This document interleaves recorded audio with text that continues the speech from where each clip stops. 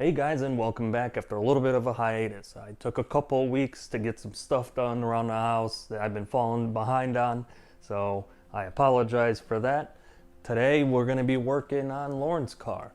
I wasn't going to do any type of DIY. I'm not a big DIY guy, but since this car does not come with Apple CarPlay, yeah, I know Mercedes is weird, it's a new car and it doesn't have Apple CarPlay, there's a company called UNAVI that builds a retrofit kit for our Apple CarPlay on one of these, and there really isn't that much info online about them. I really don't know what I'm doing, but I figure instead of doing a DIY, we'll just go on this train together to try to figure out how to install this. I'll follow the directions, we'll see how it goes. So here's what we're working with. Here's the unit. It comes in this box with a QR code for directions. It comes with the main harness you use to piggyback. This is for your actual USB connection, and it's also a wireless Apple CarPlay. There's some more wiring for antennas. This is, I believe, for a video feed, and then this is for Wi-Fi, some padding to stop rattling from this. And this is the meat and potatoes of the whole thing. This is the module that actually controls the Apple CarPlay. Now, I went ahead already and set it up. These work on multiple Mercedes, multiple model years, so you have these little tabs here, and depending on what year, what car you have, you put them up or down. So I already went through the manual, I got that set up correctly, and it depends on model year, but anything 2018 and newer with the bigger screen, you only have to flip one of them up. Like I said, there's a lot of wiring here. It's a little bit intimidating. This is not very cheap, and it is dumb that I have to purchase this on such an expensive car, but there's some weird licensing thing with Mercedes, and in this model year and previous, they didn't have Apple CarPlay. Now they all do, but of course, such is life that we are blessed with not having one. Couple updates on all the cars. So with this one, obviously what we're doing today, the C-63, I got the tires all pumped up, cleaned the hell out of it because it had a rough season. The Mark 6, it's just been doing its daily driver duties, and so nothing. And the 190E, obviously nothing, because I can't find a decently priced engine. And the truck's just doing truck things over there. So obviously we're gonna have to tear apart this whole interior here and get this whole center console out and get the actual radio unit out that's somewhere behind here, it looks like in pictures. And then this will still be controlled with the Apple CarPlay on the screen. Not much more to say about that. I just gotta figure out how to tear this apart. I really have no idea. So here we go. Alright, so first things first, we have to take off this waterfall center console. And like any good DIYer, the first thing I did was look at somebody else's DIY on how to do it. And honestly, for this type of car, it's actually really simple. We have to pop this thing off, and then there's a couple screws in here, and then it should pop out and slide out. So let's try that and see.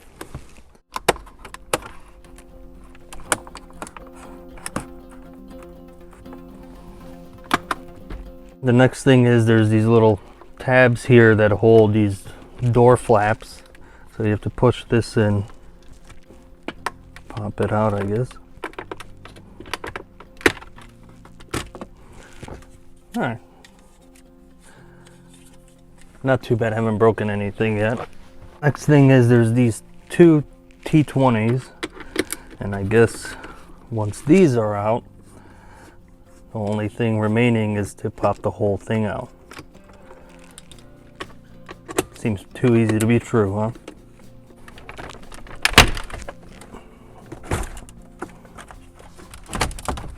Wow, who knew? Oh, we found one of Lauren's necklaces back here. I'm sure she'll like that.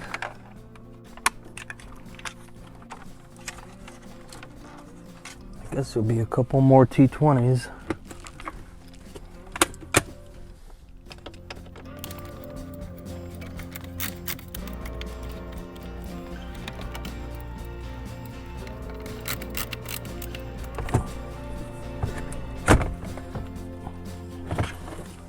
And this is the jumbled mess we're going to be working with. Alright, so first things first, we gotta disconnect is the main cable here. Alright, so with the main cable disconnected and it just pushes down, flips out, and pulls out, we have to pull out the main feed line, which is this top blue one right here. I think I didn't look up a DIY on this, so I have to figure it out on my own. But yep, using a flathead screwdriver, I just popped that guy out. Alright, now it's time to start hooking up our box. Alright, so what we have to do next is on the OEM connector, there is these two orange wires that have this plastic whatever sheathing on them. You have to pull this connector out of it. There we go. And this we have to hook up to the aftermarket one in the same position.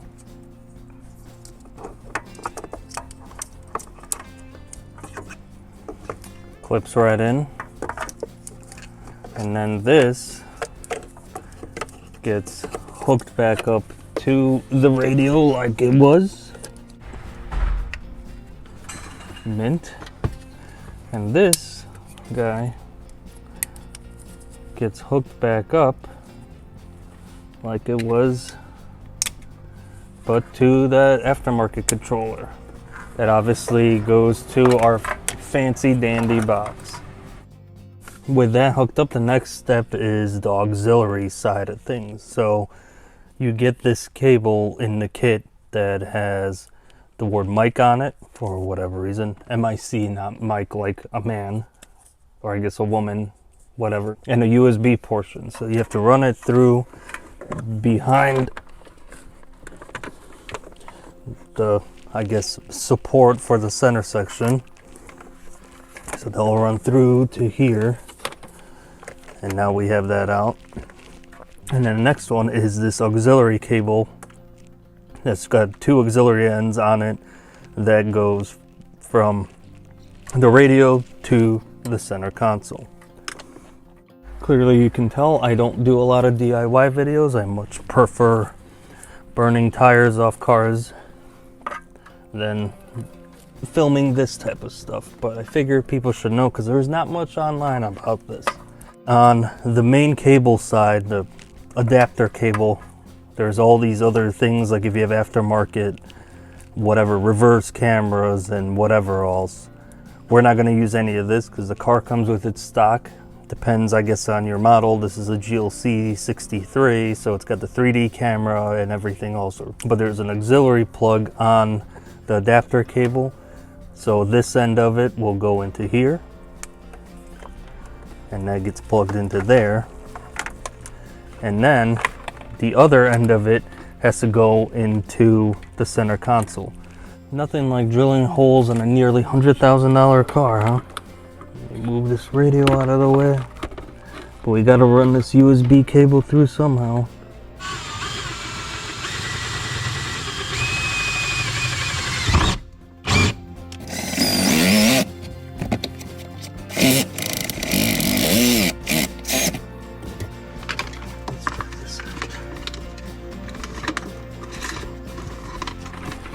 Well, would you look at that? I was hoping I'd be able to do this without drilling any holes, but I guess life had a different plan. Okay, now with it ran into the center console, the auxiliary cable on this end gets connected to your USB adapter. USB adapter goes into port 1, and then the auxiliary cable goes into it. So there's that. We could pull this tighter, make it look a little bit neater. This is where your lightning cable for your iPhone will go to. Now, one thing that they want you to do is wrap everything that's being unused. These will still go into the box. That's our auxiliary connection. We're gonna wrap it in this foam tape.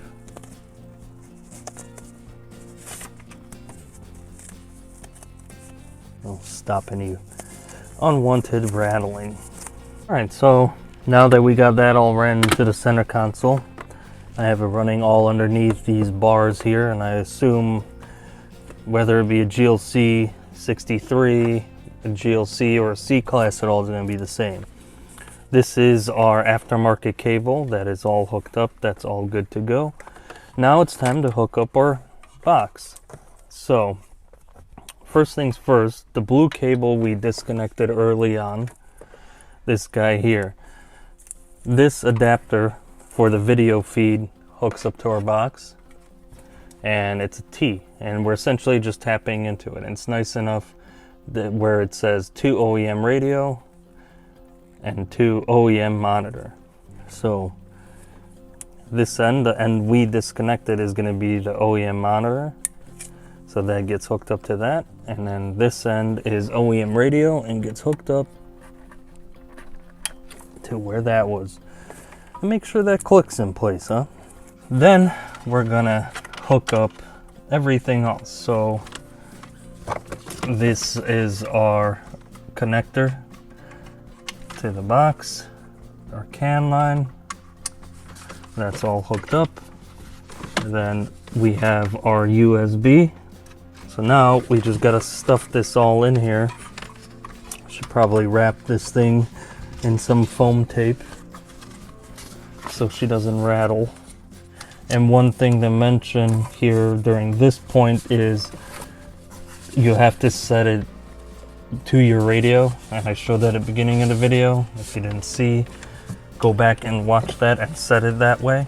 Otherwise it's not going to work properly and you'll have to tear this all apart again. Alright, we'll stuff this guy back there, but before we do, gotta hook up. This is for the Wi-Fi. We'll stick that on later, but let's get this guy down there.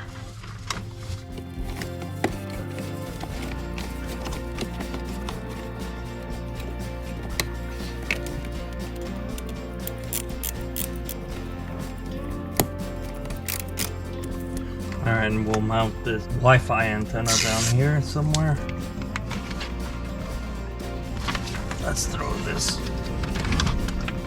back together. Make sure you remember what you unplugged and where you unplugged it from, because there's like a million connections on the back of this thing.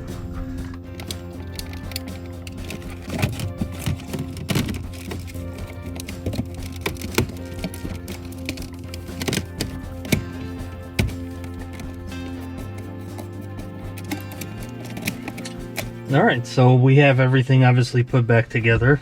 Here is our regular old lightning cable hooked up in the center console. Nothing looks like it's changed.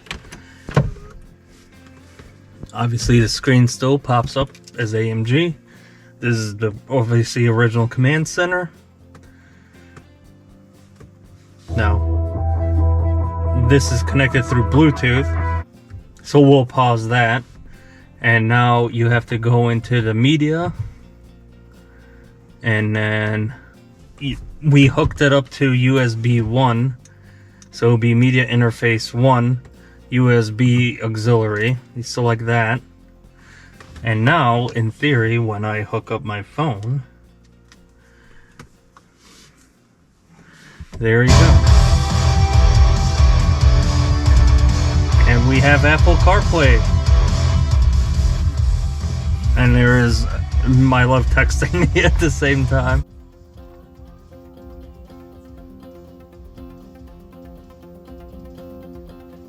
Obviously, you could do everything like normal with it. You could do the wireless CarPlay. You could go into messages and do your messages, and everything works as designed. I'm actually really happy with it. So right now, we're connected to Mercedes Command, which is the OEM system. So we have altered nothing original from the system. To switch from this to CarPlay, you just hold the back arrow for 3 seconds. It's on the left hand side of the command joystick, and then all of a sudden you have regular CarPlay. You have your messages and everything else. Now obviously this didn't come with a touch screen, but I mean, it looks as good as it will ever. And you just move around with the joystick that the car comes with, and then you could go to your messages, maps, music, whatever you so choose. And if you want to switch back from this to back to command, you just hit that back button for 3 seconds, 1, 2, 3, and we're back to how it was originally. The sound quality is fantastic. I am so glad to have Apple CarPlay in this car. And that's done. It was actually really easy to do. It's not a difficult job. If you know what you're doing and you have a couple of tools, you could probably get it done in around an hour, probably less, honestly.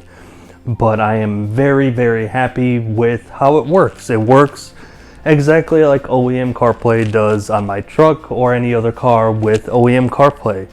It's a very, very stupid thing that on almost $100,000 car, Apple CarPlay would not be an option, and you have to go with this route. Some things I'll never understand. Either way, the screen on it and everything else, the way it works, the way it functions, it's fantastic. It is clear, it is quick, easy to use. It will come in very handy for Lauren's everyday driving, and also for the trip we're taking in a couple of weeks. The only thing left to do is to brand it with the original sticker. I know this is a little bit out of character to do a DIY video, but we'll be back with regular scheduled programming soon. Thanks for watching, guys. See you next time.